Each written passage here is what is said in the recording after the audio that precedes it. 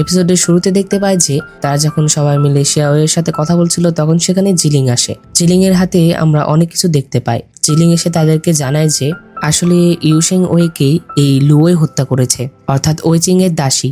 তখন আমাদের একটি ফ্ল্যাশব্যাক দেখানো হয়। ফ্ল্যাশব্যাকে তারা সবাই যখন ওয়েচিং এর লাশের কাছে বসেছিল তখন তো ইউশেং ওয়ে তো তার রুমে চাদর আনতে গিয়েছিল, তো তখন আবার সেখান থেকে লুও তার ঘরে গিয়েছিল। তো তখন আমার লুও তাদেরকে শিয়াল ডেমনের কথা বলে অন্যদিকে পাঠিয়ে দেয় আর সে চলে আসে ইউশেং ওয়ের রুমে। সে সেখানে এসে তাকে একটি ল্যাম্পের স্ট্যান্ড দিয়ে হত্যা করে। তার মানে সত্যি ইউশেং ওয়েকে শিয়াওয়ে মারেনি, বরং এটা লুও ছিল। আসলে তোমাদের তো আগেও বলেছি যে লুও তো ওয়েচিংকে ভালোবাসতো, কিন্তু যেহেতু সে এখন আর বেঁচে নেই যার জন্য সে ইউশেং ওয়েকেও মেরে ফেলে। আর এখানে একটা বিষয় ছিল যে লুও ওয়েচিংকে ভালোবাসুক আর না বাসুক, তার মেন লক্ষ্য ছিল হচ্ছে ওই ফ্যামিলির সম্পদ নিজে করে নেওয়া, অর্থাৎ ওই ফ্যামিলির যত ব্যবসা বাণিজ্য এটা সে নিজে ভক্ষণ করবে, যার জন্য সে ইউশেং ওয়েকেও মেরে ফেলে। তো এগুলো সব কিন্তু জিলিং বলছিল। তো শিয়াও যখনই এই কথাগুলো শুনতে পারে তখন সে অনেক রেগে যায় আর সে তার বাঁধন ভেঙে লুওর গলা টিপে ধরে, কিন্তু তখনই সিংওয়ান আবারও তাকে ধরে ফেলে। যাই হোক, এরপর দৃশ্যে দেখতে পায় যে শিয়াওয়ে সিংওয়ানকে একটি মৃত্যুর অভিশাপের তালিকা দেয়, অর্থাৎ এর ভেতরে তাদের সবার মৃত্যুর অভিশাপের তালিকা ছিল। তো তখন সিংওয়ান সেই তালিকাটি পুড়িয়ে দেয়, যেটাতে তাদের হাতে থাকা সেই অভিশাপটিও চলে যায়। জিলিং তো এটা দেখে অনেক খুশি হয়। আসলে জিলিং এর ব্যবহারটা না সম্পূর্ণ বাচ্চাদের মতো ছিল, কিন্তু তার এই বাচ্চা সুলভ আচরণ কতক্ষণ টিকবে সেটা তো কিছুক্ষণ পরেই দেখা যাবে। সেই অভিশাপটি চলে যাওয়ার সাথে সাথে জিলিং সেখানে থাকা একটি খাবার খেয়ে দেখে যে হ্যাঁ, সে এখন স্বাদ পাচ্ছে। এটাতে তো সে আরো খুশি ছিল। অন্যদিকে আমরা শিয়াওয়েকে দেখতে পাই, সে ওয়েচিং ওয়ের লাশের সামনে বসেছিল। তখন শিয়াওয়ে বলে যে মানুষ বলে যে ঘ্রাণ হলো এই পৃথিবীতে সবচেয়ে দীর্ঘস্থায়ী স্মৃতি, কিন্তু কি দুঃখের বিষয় যে আমি এটা অনেক আগেই হারিয়ে ফেলেছি। তখন আমরা শিয়াওয়ের আগে ফ্ল্যাশব্যাক দেখতে পাই। সে যখন তার লেজটি কেটেছিল, অর্থাৎ তার আধ্যাত্মিক লেজটি কেটেছিল, তার লেজটি কাটার পর থেকে তো সে কোনো গন্ধ পায় না।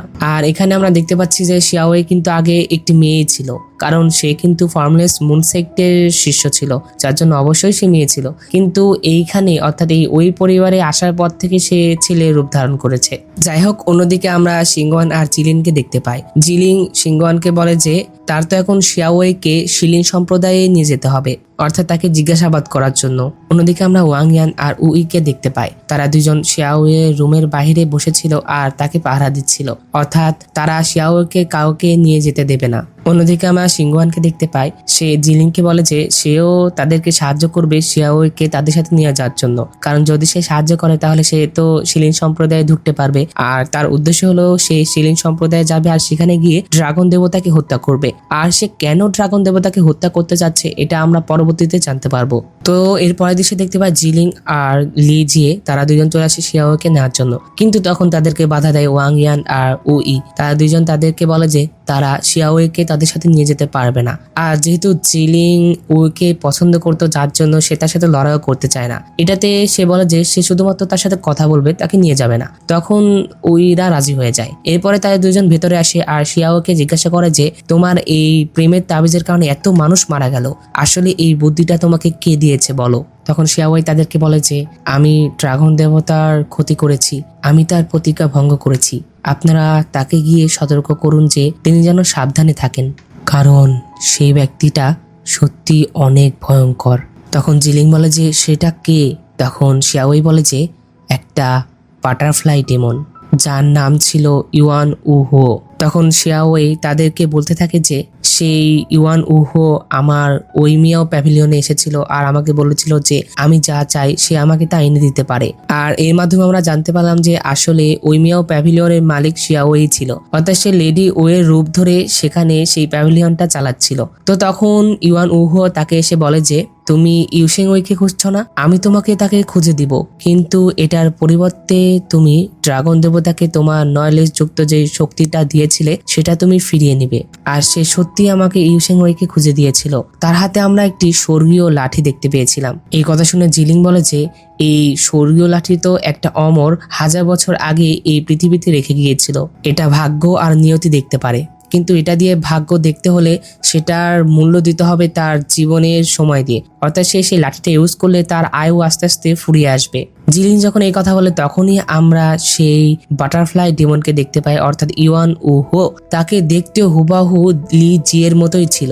সে সেই স্বর্গীয় লাঠিটা হাতে নিয়েছিল আর বলছিল যে ফিরে আসা কঠিন আর আবার খুঁজে পাওয়া কঠিন। আমরা তার হাত দেখতে পাই, তার হাত আস্তে আস্তে বৃদ্ধদের মতো হয়ে যাচ্ছিল, অর্থাৎ তার আয়ু শেষ হয়ে আসছিল। তো সে কেন লিজিয়ের মতো দেখতে আর কেনই বা সে শিয়াওকে এই কাজটা করতে বলেছিল, এটা তো আমরা পরবর্তীতে জানতে চলেছি। আর শিয়াও কিন্তু ড্রাগন দেবতার কাছ থেকে তার সেই শক্তিটা ফিরিয়েও নিয়েছিল। যাই হোক, অন্য দৃশ্যে আমরা ড্রাগন দেবতাকে দেখতে পাই, আর এই ড্রাগন দেবতাকে কিন্তু দেখতে হুবাহু জিলিং এর মতোই ছিল। ড্রামার শুরুতেই যে তোমরা একটা ফ্ল্যাশব্যাক দেখেছিলে, যখন জিলিংকে সিংওয়ান জিজ্ঞাসা করেছিল যে তোমরা সন্দেহ লিস্টে, তখন তো আমাদের একটা ফ্ল্যাশব্যাক দেখানো হয়েছিল। আর সেখানে এই ড্রাগন দেবতাই আসলে লিজিকে বলছিল যে শিয়াওকে ফিরিয়ে আনতে হবে। আসলে এটা সেই ড্রাগন দেবতা ছিল, আর ড্রাগন দেবতাকে দেখতে হুবাহু জিলিং এর মতো। তখন ড্রাগন দেবতার কাছে একটি লোক আসে যার নাম ছিল বাইজে। সে একটা ডেমন ছিল, কিন্তু তার শক্তি অনেক বেশি ছিল। তখন সে বাইজেকে বলে যে শিয়াওয়ের পরে উজিচি এবং হানবাও তাদের শপথ ভঙ্গ করেছে, অর্থাৎ শিয়াওয়ে যেরকম তার কাছ থেকে তার শক্তিটা ফেরত নিয়ে নিয়েছে, তেমনি উজিচি আর হানবাও তাদের শক্তি তার কাছ থেকে ফিরিয়ে নিয়েছে। এই উজিচি আর হানবাও তারা কে সেটা আমরা কিছুক্ষণ পরে বিস্তারিত দেখব, কিন্তু তার আগে সংক্ষিপ্তভাবে বলে রাখি, আসলে তারা যে গুজব শুনেছিল যে ড্রাগন দেবতা তার শক্তি হারিয়ে ফেলেছে, এটা একদমই সত্যি ছিল। যেহেতু ড্রাগন দেবতার কাছে কোনো শক্তি নেই, যার জন্য তাকে সাহায্য করার জন্য 4 মহান ডেমন তাকে তাদের নিজেদের শক্তি দিয়েছিল, আর সে সেই শক্তির মাধ্যমে এতদিন পর্যন্ত টিকে আছে। সেই 4 জন মহান ডেমনের মধ্যে প্রথম ছিল শিয়াওয়ে, দ্বিতীয় ছিল বাইজে, 3 নাম্বার উজিচি, 4 নাম্বার হচ্ছে হানবাও। তারা 4 জন মিলে তাদের শক্তি এই ড্রাগন দেবতাকে অর্থাৎ চি ওয়েনকে দিয়েছিল। এই ড্রাগন দেবতার নাম ছিল চি ওয়েন। কিন্তু এই যে ড্রাগন দেবতা, এর ভেতরে একটা অনেক বড় একটা রহস্য আছে, যেটাও তোমরা পরবর্তীতে জানতে চলেছো। আর যেহেতু ড্রাগন দেবতার ক্ষমতা এখন আর নেই, যার জন্য চিওয়েন তার মন্দির থেকে বাইরে যেতে পারে না, অর্থাৎ যদি সে বাইরে আসে তাহলে তো কোনো ডেমন তাকে মেরেও দিতে পারে। যাই হোক, অন্যদিকে আমরা শিয়াওয়েকে দেখতে পাই, সে তাদেরকে বলছিল যে যখন আমি আমার স্পিরিচুয়াল লেসটি কেটে ফেলেছিলাম তখন আমি প্রায় মারাই যাচ্ছিলাম, কিন্তু তখন সেখানে ড্রাগন দেবতা চিওয়েন আসেন। তিনি আমাকে তার নিজের ড্রাগন দেবতার শক্তির একটি অংশ দিয়েছেন, কিন্তু আমরা একটি চুক্তি করেছিলাম যে আমি তাকে আমার সেই 9টা লেজের শক্তি ধার দিব এবং তাকে চিরকাল রক্ষা করব। তখন আমাদেরকে দেখানো হয় যে সেই 4 ডেমন তারা তাদের শক্তিটা ড্রাগন দেবতার সেই আংটির ভিতরে দেয়, যে আংটিটা আমরা জিলিং এর কাছে দেখতে পাচ্ছি। তখন জিলিং এটা শুনে বলে যে কিন্তু তবুও তুমি তোমাদের চুক্তিটা ভঙ্গ করলে। তখন আবার শিয়াওই বলে যে ড্রাগন দেবতা যদি তার ক্ষমতা সম্পূর্ণরূপে হারায় আর তার যদি ক্ষতি হয় তাহলে জিউইং শক্তিশালী হয়ে যাবে আর সে তার সিল থেকে মুক্ত হয়ে যাবে। এখন এই জিউইংটাকে আসলে জিউইং অনেক বড় একটা ডেমন ছিল, যে কিনা পুরো পৃথিবীতে বিশৃঙ্খলা সৃষ্টি করেছিল, কিন্তু জিউইংকে ড্রাগন দেবতার পুত্ররা অনেক কষ্টে সিল করেছে। আর এই চিওয়েনই এই পৃথিবীর সবচেয়ে শেষ ড্রাগন ছিল, আর সে যদি এখন শেষ হয়ে যায় তাহলে জিউইং আবারও পৃথিবীতে ফিরে আসবে। তো তারা যখন কথা বলছিল তখন সেখানে সেই বাটারফ্লাই ডেমনটা চলে আসে। সে প্রজাপতির রূপ নিয়ে শিয়াওয়ের কাঁধে এসে বসে আর তাকে প্রলোচনা করতে থাকে যে তুমি এখনই তাদেরকে মেরে ফেলো, আর তোমার ভিতরে যে ড্রাগন দেবতার শক্তিটা আছে সেটা কিন্তু সকল অভিশাপ দূর করতে পারে আর মৃতদের জীবিত করতে পারে, তাই তুমি তোমার ড্রাগন দেবতার শক্তি ব্যবহার করো আর ইউশেং ওইকে জীবিত করো। প্রজাপতি ডেমনটা তাকে বারবার এই কথা বলছিল, যেটাতে শিয়াওয়ে তার কন্ট্রোল হারাচ্ছিল। এক পর্যায়ে শিয়াওয়ে তার সম্পূর্ণ কন্ট্রোল হারায় আর তার ভিতর থেকে ড্রাগন দেবতার সেই শক্তি বের হতে থাকে। তখন শিয়াওয়ে তাদের উপর আক্রমণ করে দেয়, যেটা শিয়াওয়ে যখন আক্রমণ করে দেয় তখন লিজিয়ে আর জিলিং বাইরে চলে আসে। বাইরে আসার পর শিয়াওয়ে তাদের সামনে চলে আসে। তখন এটা দেখে জিলিং সেখান থেকে পালাতেই যাচ্ছিল, কিন্তু হঠাৎ করেই তাকে পেছন থেকে শিয়াওয়ে মেরে ফেলে, অর্থাৎ তার বুকের ভিতরে একটি বরফের খণ্ড ঢুকিয়ে দেয়। তখন জিলিং সেখানেই পড়ে যায়। তখন এটা দেখে উই তার কাছে ছুটে আসছিল, কিন্তু লিজিয়ে তাকে তার কাছে আসতে দেয় না। তখন লিজিয়ে জিলিংকে নিয়ে সেখান থেকে চলে যায়। তখন লিজিয়ে জিলিংকে নিয়ে শিলিং সম্প্রদায়ে ড্রাগন লর্ডের কাছে চলে আসে। সে জিলিংয়ের লাশ এনে ড্রাগন দেবতার কাছে রাখে। তখন ড্রাগন দেবতা জিলিংয়ের হাত থেকে আংটিটি খুলে সে নিজে পরে নেয়। সে জিলিংয়ের ভিতর থেকে একটি হৃদয় বের করে, আর সেই হৃদয় বের করার সাথে সাথেই জিলিংয়ের দেহ কাঠের হয়ে যায়। তখন ড্রাগন লর্ড লিজিয়াকে বলে যে তাকে ফেলে দাও। আসলে জিলিং একটা কাঠের পুতুল ছিল, যাকে কিনা ড্রাগন লর্ড তার পাওয়ারের মাধ্যমে জীবন দিয়েছিল।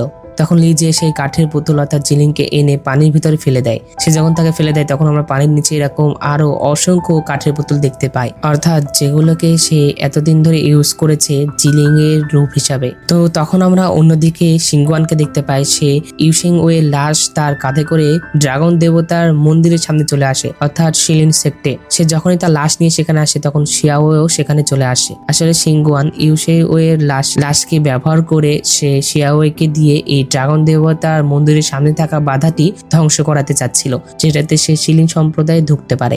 আর সে যেমনটা চায় তেমনটাই হয়। সে যখন তার লাশ সেখানে আনে তখন শিয়াওয়ে সেখানে চলে আসে আর সেখানে এসে তার সাথে ফাইট করা শুরু করে দেয়। ফাইটের এক পর্যায়ে সে ড্রাগন দেবতার মন্দিরের সামনে থাকা সেই বাধাটিও ধ্বংস করে দেয়, যেটা ড্রাগন দেবতা বুঝতে পারে। আসলে সেই বাটারফ্লাই ডেমনটাই শিয়াওয়েকে একদম পাগল বানিয়ে দিয়েছিল, যেটাতে শিয়াওয়ে তার কন্ট্রোল হারাচ্ছিল। আর তার ভিতরে সে এই কথাটা ঢুকে দিয়েছিল যে সে তার ড্রাগন দেবতার শক্তি ইউজ করে ইউশেং ওয়েকে জীবিত করতে পারবে। তো তখন আবার সেখানে ওয়াং ইয়ান আর উইও চলে আসে। তারা যখন সেখানে ফাইট করছিল তখন সেখানে লি জিয়ে শিলিন সেক্টে সৈন্যদের নিয়ে বাইরে চলে আসে তাদের সাথে লড়াই করার জন্য। তো তারা যখন ফাইট করছিল তখন সেখানে ড্রাগন দেবতা চলে আসে। যখনই ড্রাগন দেবতাকে দেখে তখন তো সে একদম অবাক হয়ে যায়, কারণ সে তো দেখতে একদম জিলিং এর মতোই ছিল। তখন ড্রাগন দেবতা অর্থাৎ চি ওয়েন সেখানে এসে তার ইলেকট্রিক ম্যাজিক ইউজ করে, যেটার মাধ্যমে সবাই আঘাত পায়। এখানে চি ওয়েন যে শক্তি ইউজ করছে সেটা কিন্তু বাজে শক্তি ছিল। তো তখন চি ওয়েন শিয়াওয়ের কাছে আসে আর তাকে অনেক আঘাত করতে থাকে, কারণ সে তার প্রতিজ্ঞা ভেঙেছে। এখানে ড্রাগন দেবতার যে মৃতদের জীবিত করতে পারতো এটা কিন্তু ছিল সকল প্রাণীদের জন্য, অর্থাৎ এই কথার মাধ্যমে বোঝানো হয়েছে যে ড্রাগন দেবতার ক্ষমতা দিয়ে তোমাকে অবশ্যই সকল প্রাণীদের রক্ষা করতে হবে, কিন্তু এটা শুধুমাত্র একজনের জন্য তো ইউজ করা যাবে না। শিয়াওয়ে তাকে কথা দিয়েছিল যদি সে তার প্রতিজ্ঞা ভাঙে তাহলে সে ধ্বংস হয়ে যাবে, আর যেহেতু সে ড্রাগন দেবতার কথা মানেনি যার জন্য সে তার প্রতিশ্রুতি অনুযায়ী ধ্বংস হয়ে যায়। শিয়াওয়ে ধ্বংস হওয়ার সাথে সাথে তার ভিতরে থাকা যে ড্রাগন শক্তি ছিল সেই সকল ড্রাগন শক্তি বের হয়ে আসে আর সেটা সিংগুয়ানের ভিতরে ঢুকে পড়ে। ড্রাগন দেবতার শক্তি তো ঢোকার কথা ছিল চিওয়েনের ভিতরে, কারণ সেই তো ড্রাগন দেবতা, কিন্তু তা না হয়ে ড্রাগন দেবতার শক্তিটা ঢুকে পড়ে সিংগুয়ানের ভিতরে। সেই শক্তি ঢোকার সাথে সাথে সিংগুয়ান সেখানে অজ্ঞান হয়ে যায় আর সে একটা ইলিউশন দেখতে থাকে। সে দেখে যে সে সেই জায়গায় চলে এসেছিল যেখানে শিয়াওয়ে, বাইজে, উজিচি আর হানবাও তারা সবাই মিলে চিওয়েনকে তাদের শক্তি দিচ্ছিল, অর্থাৎ যেখানে তারা ড্রাগন দেবতাকে শক্তি দিয়েছিল আর কি। তখন সিংগুয়ান দেখে যে তাদের সামনে ড্রাগন দেবতা বসেছিল আর সে তাদেরকে বলছিল যে আমি তোমাদেরকে আমার ড্রাগন দেবতার যে শক্তিটা দিয়েছিলাম সেটা অনেক আগে তোমাদের রক্তের সাথে মিশে গিয়েছে, যার জন্য যদি তোমরা এই শক্তিটা আমাকে আবারও ফেরত দাও তাহলে তোমরা তোমাদের সমস্ত শক্তি হারাবে। তখন তারা সবাই বলে যে যদি আমরা এই শক্তি ফেরত দিই তবেই জিউ ইংকে সিল করা হবে আর পৃথিবীর সকল জীব রক্ষা পাবে, আমরা এটাতে মরতে ইচ্ছুক। তখন ড্রাগন দেবতা তাদেরকে বলে যে আরে এটাতে তোমাদের আত্মহত্যা করার দরকার নেই, তোমরা শুধুমাত্র তোমাদের ডেমনিক যে শক্তি আছে সেটা আমাকে দাও যাতে আমি আমার পবিত্র শক্তি পুনরুদ্ধার করতে পারি, কারণ যেহেতু তোমরা ড্রাগন দেবতার শক্তি দিতে পারবে না, কারণ সেটা দিলে তোমরা তোমাদের সমস্ত শক্তি হারাবে, যার জন্য এটা দিলে আমি আমার পবিত্র শক্তিটা অর্জন করতে পারবো আর আমার একটা প্ল্যান আছে। তখন ড্রাগন দেবতা তাদের চারজনকে বলে যে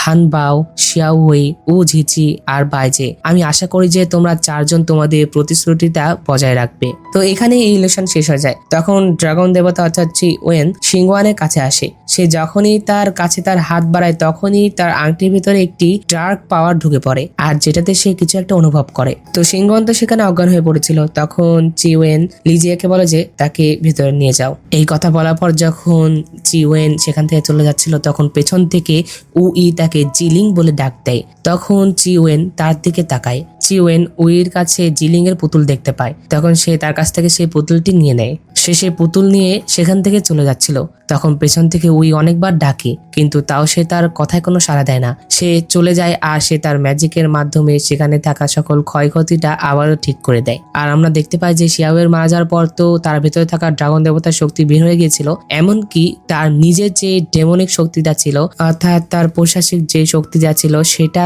এসে সেই ড্রাগন দেবতার অর্থাৎ চিওয়েনের আংটির ভিতরে ঢুকে পড়ে। অর্থাৎ সে তার প্রতিশ্রুতি ভঙ্গ করেছে ঠিকই, কিন্তু সে মারা যাওয়ার মাধ্যমে তার শক্তি আবারও ড্রাগন দেবতাকে দিয়ে দিল। তো যাই হোক, এর পরবর্তী দৃশ্যে দেখতে পায় যে উই আর ওয়াং ইয়ান তারা দুজন যখন আবারও সেই ড্রাগন মন্দির থেকে চলে যাচ্ছিল, কিন্তু তখনই উইর মনে পড়ে যে তার কাছে থেকে তো চিওয়েন সেই জিলিং এর পুতুলটা নিয়ে নিয়েছে, যার জন্য সে ড্রাগন দেবতার মন্দিরের ভিতরে ঢুকে পড়ে। সে যখনই ভেতরে আসে তখনই সে একটি ফরমেশনের ভিতরে আটকা পড়ে যায়, আর এটাতে সে অনেক কষ্ট পাচ্ছিল। কিন্তু তখন সেখানে ড্রাগন দেবতা চিওয়েন চলে আসে, সে সেই ফরমেশনটা বন্ধ করে।